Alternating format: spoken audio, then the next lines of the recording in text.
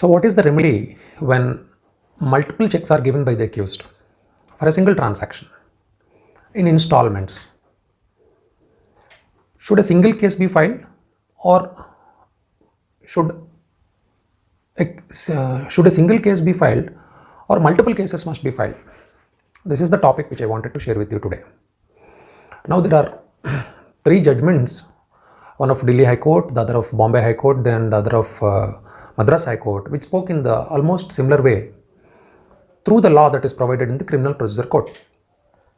Section 219 of the Criminal Procedure Code speaks about offences of the similar kind. So what is the procedure that is to be adopted by the criminal court when offences of the similar kind are committed? And section 220 of the Criminal Procedure Code speaks about common trial. So therefore, the matter did not reach Supreme Court because law is very clear on this. Section 219 and 220 of the Criminal Procedure Code can be referred to for this question. Now, when multiple checks are given for a single transaction in installments from the same accused to the same complainant, the law says that there can be one single notice that can be sent to the accused for all the checks that are bounced. One case can be filed for all the checks that are bounced. Therefore, there will be one trial. Now, the checks can be presented on the different dates.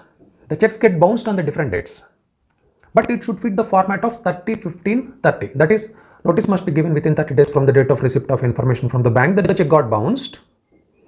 Within 15 days, the accused must pay the amount, or within 30 days, the complainant must approach the criminal court and file a complaint.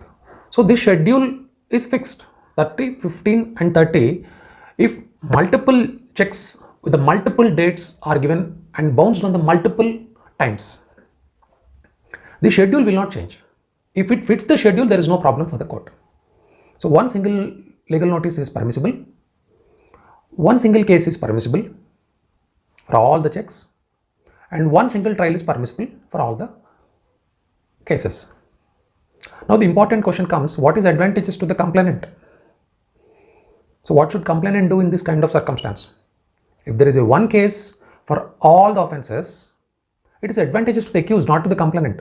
There will be less pressure on the accused. Though punishment for each check is double the amount of the check as a fine or 2 years of imprisonment. So punishment part will be separately calculated by the court because everything is a different cause of action. Or court may consider it based on the facts and circumstances of the case. It is entirely upon the discretion of the court. So what should the complainant do at this point of time is, what is advantageous for the complainant is, my advice would be to file a single case or a single check bounce. And a separate legal notice must be sent for all the checks. Though it may be quite expensive, it is the best remedy for the complainant to put lot of pressure on the accused to settle the cases as fast as possible. Hope you understand. If there are multiple checks for a similar transaction, for a single transaction given in installments from the same accused and the same complainant to the same complainant, then the law is very clear on this. Though the Criminal Procedure Code is not written for check bounce law. Check bounce law adopts the Criminal Procedure Code. Criminal Procedure Code is written for crimes. Needless to say, check bounce is a civil case with a criminal flavor.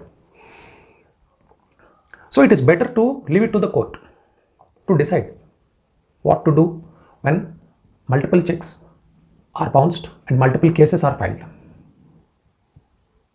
Let the accused come with an application. Let the accused go to the High Court and seek merging of all the cases.